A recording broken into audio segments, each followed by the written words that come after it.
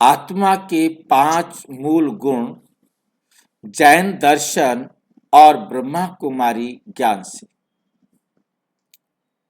आत्मा के 5 मूल गुण जैन दर्शन और ब्रह्मा कुमारी ज्ञान से।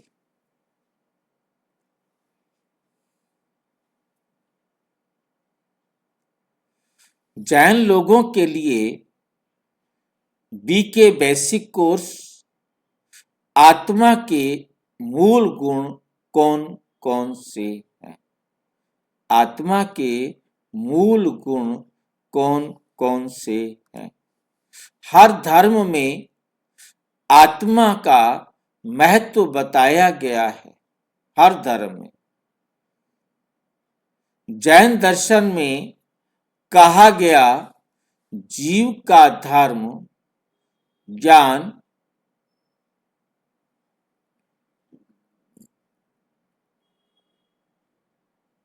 दर्शन सुख और शक्ति। जैन धर्म के अनुसार आत्मा में ये काम करते हैं जीव का धर्म ज्ञान दर्शन और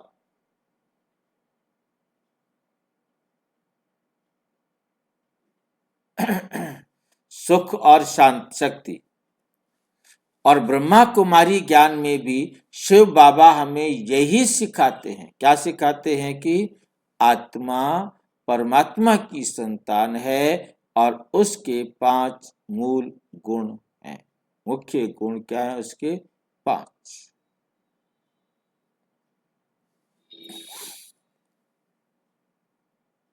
कौन से गुण है 5? शांति, पवित्रता, प्रेम, आनंद और शक्ति। आज हम इन्हीं 5 गुणों को मुरली के प्रकाश में गहराई से समझेंगे। आत्मा का स्वाभाविक धर्म। आत्मा का स्वाभाविक धर्म क्या है? आत्मा का स्वाभाविक धर्म क्या है? कौन बताएंगे? शांति। शांति। आत्मा शरीर से नहीं स्वयं की चेतन स्थिति से पहचानी जाती है। आत्मा को हम शरीर से नहीं पहचान सकते, वो अपनी स्वयं की चेतन शक्ति से पहचानी जाती है। शरीर का धर्म खाना, सोना, बोलना, चलना। पर आत्मा का धर्म क्या है? शांति, प्रेम और पवित्रता। मुरली है 20 सितंबर 2024। बाबा कहते हैं बच्चे, आत्मा का स्वधर्म है शांति। आत्मा का स्वधर्म है शांति। जब आत्मा देह सहित, देह की स्मृति में है, जब आत्मा देह स्मृति में आती है तो अशांत हो जाती है, तो अशांत हो जाती है। उदाहरण, जैसे जल का धर्म ठंडक है, जैसे जल का धर्म ठंडक है, अगर वे उबलने लगे तो अपना धर्म छोड़ देता है, उबलने लगता है, परंतु धर्म को छोड़ता नहीं है। जैसे ही फिर पानी, वातावरण ठंडा हुआ तो फिर ठंडा हो जाता है। जब तक आग के साथ में है तब तक उबलता है, आग से अलग होते ही फिर धीरे धीरे अपनी उसी अवस्था में आ जाता है। ऐसे ही जब आत्मा क्रोध, चिंता या अहंकार में जाती है, क्रोध, चिंता या अहंकार में जाती है तो अपने शांत स्वरूप धर्म से गिर जाती है। आत्मा के 5 मूल गुण हैं। शांति, पीस, शांति आत्मा का पहला धर्म है, गुण भी है और ये आत्मा का पहला धर्म भी है। धर्म कहा जाता है धारणा को, आत्मा की ये धारणा है, धर्म है। जब हम मैं आत्मा हूं की स्मृति में आते हैं तो मन तुरंत स्थिर हो जाता है, तो मन तुरंत स्थिर हो जाता है। शांति बाहर खोजने से नहीं, भीतर अनुभव करने से मिलती है। शांति बाहर खोजने से नहीं, भीतर अनुभव करने से मिलती है। मुरली 15 मई 2024। तुम शांति के सागर परम पिता परमात्मा की संतान हो। तुम शांति के सागर परम पिता परम आत्मा की संतान हो।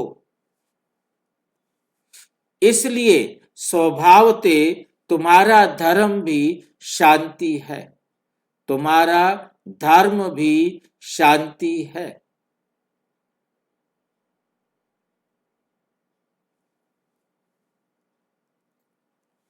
उदाहरण, जैसे समुद्र की लहरें ऊपर नीचे होती हैं, समुद्र की लहरें ऊपर नीचे होती हैं, पर गहराई में हमेशा शांति रहती है। वैसे ही आत्मा की गहराई में भी पूर्ण शांति है। पवित्रता नंबर 2, पवित्रता आत्मा का सबसे ऊंचा गुण है। पवित्रता आत्मा का सबसे ऊंचा गुण है। आत्मा अपने आप में पवित्र है। आत्मा अपवित्र तब होती है जब वो आत्मा किसी के संपर्क में आती है। जब आत्मा शरीर के संपर्क में आती है तो अपवित्र होती है।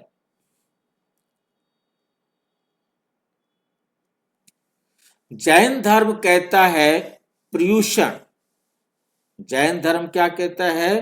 पर्युषण आत्मा का शुद्धिकरण। पर्युषण शब्द का अर्थ हम समझेंगे, ये आत्मा के शुद्धिकरण के लिए होता है। पर्युषण आत्मा का शुद्धिकरण है। उनके जैन धर्म में ये एक पद्धति है, एक विधि है जिसके द्वारा आत्मा को शुद्ध किया जाता है। पर्युषण का अर्थ शब्द के 2 अर्थ बताए जाते हैं। पर्युषण शब्द के 2 अर्थ, मुख्य रूप से 2 अर्थ बताए जाते हैं। नंबर 1, परिजमा उपशमन। परिजमा उपशमन। परि माना चारों ओर से, उपशमन माना शुद्ध करना, शांत करना। पर्युषण जो है उसके लिए 2 शब्द, एक तो ये हो गया कि परि उपशमन, और दूसरा है अर्थात आत्मा को चारों ओर जमी विकारों की परतों को शांत और समाप्त करना। ये दूसरा है परिवसन। परि माना पूर्ण रूप से और वसन माना आत्मा में निवास करना, पूर्ण रूप से आत्मा में निवास करना। ये पर्युषण के 2 अर्थ रहते हैं। हम हर समय आत्मिक स्मृति में रहें, हर समय हम आत्मिक अवस्था में रहें, अपने आत्मिक स्वरूप में पूरी तरह स्थित होना। पर्युषण का मुख्य उद्देश्य है, पर्युषण का मुख्य उद्देश्य क्या है? आत्मा की शुद्धि, कर्मों की निर्जरा, पुराने कर्मों का क्षय। निर्जरा का मतलब है पुराने जो किए हुए कर्म हैं उनको क्षय करना, उनको खर्च करना, उनको समाप्त करना। संयम तप और क्षमा का अभ्यास। संयम, तप और क्षमा का इसमें क्या कराते हैं? वो अभ्यास कराते हैं। संयम माना कुछ बातों पर अपने आप पर कंट्रोल करना, जिसको बाबा कहते दृढ़ता। जब तक हम दृढ़ता से किसी बात को अपने जीवन में धारण करने के लिए नहीं निश्चित करेंगे, तपस्या नहीं करेंगे, और क्षमा का भी अभ्यास करना, तप और क्षमा, ये तीन बातों का अभ्यास कराया जाता है। आत्मा के मूल गुणों की पुनः जागृति, जिससे आत्मा के जो मूल गुण हैं वो पुनः जागृत हो जाए। पर्युषण में किए जाने वाले मुख्य अभ्यास कौन कौन से हैं? नंबर 1, सेल्फ रिफ्लेक्शन, आत्मा का चिंतन करना। जैन धर्म में भी आत्मा के चिंतन करने को कहा जाता है। मैंने किन किन के प्रति कटु भाव रखा, मैंने कोई ऐसा व्यवहार, ऐसा भाव तो नहीं रखा जिसके कारण किसी भी आत्मा को दुख पहुंचा हो। चाहे वो जीव जंतु पशु पक्षी कोई भी आत्मा हो, मेरे कारण किसी भी आत्मा को दुख नहीं पहुंचे। किन कर्मों से मैंने किसी को दुख पहुंचाया, कौन से मेरे से ऐसे कर्म हो गए जिनके द्वारा मैंने किसी को दुख पहुंचाया है। क्षमा याचना, इसको बोलते हैं मिच्छमि दुक्कडम। आत्मा अंतिम दिन कहा जाता है मिच्छामि दुक्कडम। मतलब ये शब्द का अर्थ है मेरे द्वारा किए गए सभी दोष मिथ्या हो, मुझे क्षमा करो। मुझे क्या करो? क्षमा करो। जैसे भक्ति मार्ग में कहते हैं ना, मैंने भाई कोई मेरे से भूल हो गई हो, गलती हो गई हो तो मुझे क्षमा करो। ऐसे ही जैसे भक्ति मार्ग में सनातन धर्म वाले कहते हैं, ऐसे ही जैन धर्म वाले भी करने के बाद परमात्मा से क्षमा मांगते हैं कि यदि मेरे से इस कार्य को करने में किसी भी प्रकार की कोई गलती हो तो मुझे क्या करना? क्षमा करना। तपस्या और संयम, उपवास, सीमित आहार। उपवास, तपस्या और संयम क्या है? उपवास रखना, उपवास संयम में आ जाता है, तपस्या में आ जाता है। सीमित आहार करना, बहुत ज्यादा खाना नहीं खाना है। इंद्रिय संयम, अपने इंद्रियों को भी अपने संयम में, कंट्रोल में रखना है। आत्मा के मूल गुणों से संबंध। पर्युषण हमें आत्मा के इन गुणों की ओर लौटाता है। शांति, पवित्रता, प्रेम, करुणा, सहनशीलता, ये पांचों गुण जो है हमारे अंदर वापस आ जाए।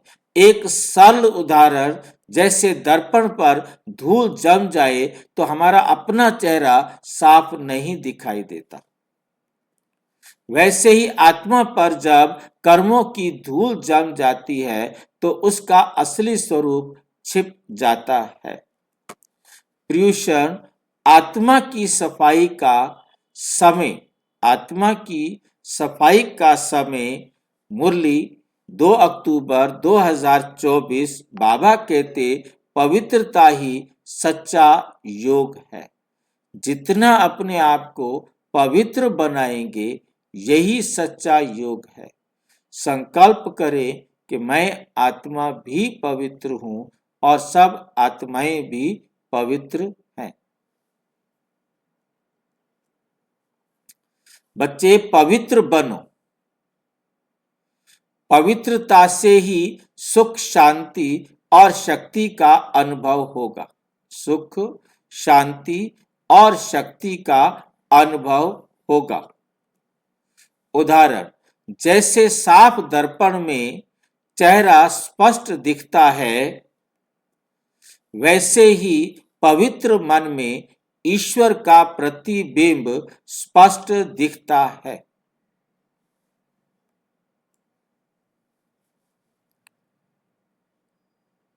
नंबर 3, प्रेम या लव। प्रेम आत्मा का स्वभाव है, लेकिन आज ये आसक्ति बन गया है। प्रेम आत्मा का स्वभाव है, लेकिन आज यह आसक्ति बन गया है।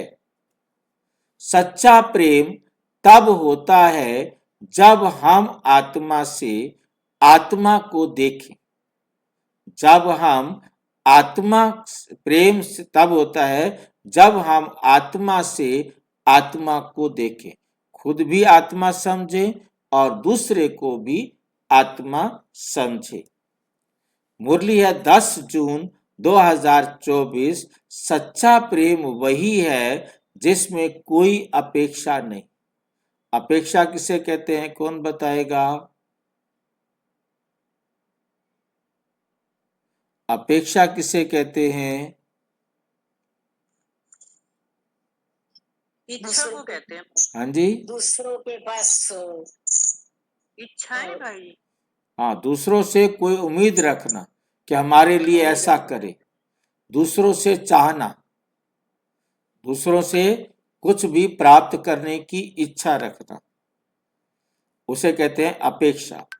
सच्चा प्रेम वो है जिसमें कोई अपेक्षा नहीं कि मेरे लिए वो कुछ करे, नहीं, दूसरे से उम्मीद नहीं रखनी। प्रेम परमात्मा का वरदान है जिससे सबको शक्ति मिलती है, जिससे सबको शक्ति मिलती है। उदाहरण, सूरज सभी पर समान रूप से प्रकाश देता है। सूरज सभी पर समान रूप से प्रकाश देता है, चाहे वे फूल हो या कांटा, चाहे वे फूल हो या कांटा।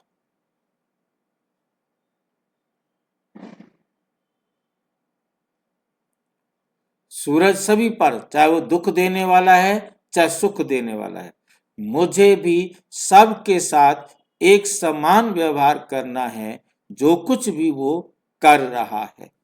मैंने अपने व्यवहार में अंतर नहीं लाना है। वैसा ही सच्चा प्रेम आत्मा से आत्मा तक होता है। आनंद, ब्लिस। आनंद आत्मा का सहज गुण है। आनंद आत्मा का सहज गुण है। बाहरी वस्तुएं केवल क्षणिक सुख देती हैं, पर आत्मिक आनंद स्थायी होता है। पर आत्मिक आनंद स्थायी होता है। बाहरी वस्तुएं क्या हैं? केवल क्षणिक सुख देती हैं, पर आत्मिक आनंद स्थायी होता है। मुरली 29 जुलाई 2024। बच्चे, तुम्हारा असली नाम ही आनंद स्वरूप आत्मा है। बच्चे, तुम्हारा असली नाम ही आनंद स्वरूप आत्मा है। जब देह स्मृति छोड़ देती हो, देह स्मृति छोड़ देते हो, तो स्वभावतः आनंद की अनुभूति होती है। स्वभावतः क्या होती है? आनंद की अनुभूति होती है। उदाहरण, जैसे फूल अपनी सुगंध से स्वयं ही आनंदित रहता है। फूल अपने सुगंध से स्वयं ही आनंदित रहता है, वैसे आत्मा अपने गुणों में रहती है तो सदा प्रसन्न रहती है। शक्ति, पावर। हर आत्मा में 7 प्रकार की शक्तियां निहित हैं। सहन शक्ति, निर्णय शक्ति, सहयोग शक्ति आदि आदि। जब आत्मा परमात्मा से योग लगाती है तो ये शक्तियां पुनः जागृत होती हैं। मुरली 1 सितंबर 2024। बच्चे, तुम शक्तिशाली आत्माएं हो। परमात्मा से योग लगाकर अपनी शक्तियों को भरपूर करो, अपनी शक्तियों को भरपूर करो। उदाहरण, जैसे मोबाइल बैटरी को चार्जर से जोड़ने पर शक्ति मिलती है, वैसे आत्मा परमात्मा से योग लगाकर शक्तिशाली बनती है, योग लगाकर शक्तिशाली बनती है। निष्कर्ष, कंक्लूजन, आत्मा के ये 5 गुण शांति, पवित्रता, प्रेम, आनंद और शक्ति, इन्हें ही पुनर्स्थापित करना राजयोग का उद्देश्य है। इन्हें स्थापित करना राजयोग का उद्देश्य है। और ये राजयोग सिवाय परमपिता परमात्मा के और कोई देहधारी नहीं सिखा सकता, और कोई भी देहधारी नहीं सिखा सकता।